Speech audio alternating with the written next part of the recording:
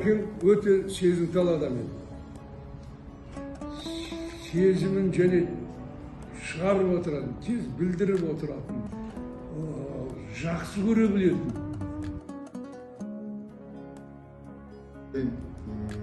Жақсы адамның аты өлмейді, ақынның хат өлмейді деп жатады, осындай да сөз бар.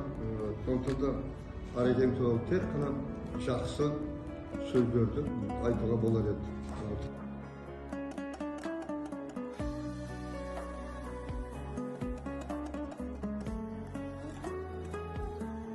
Оранып ап ойларыңа мың түрлі, бақилықтың мәңгі жырын бастадың.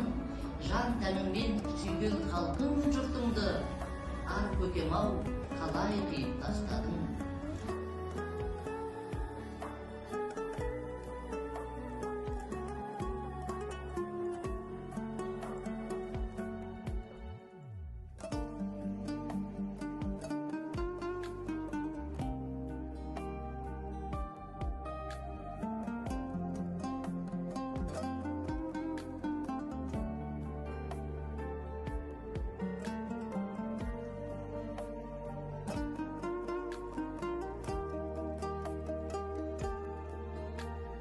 Мен соған әкем туралы айтатын болсаңыз, мен Аллаға мыңда бір шүкіршілік айтам.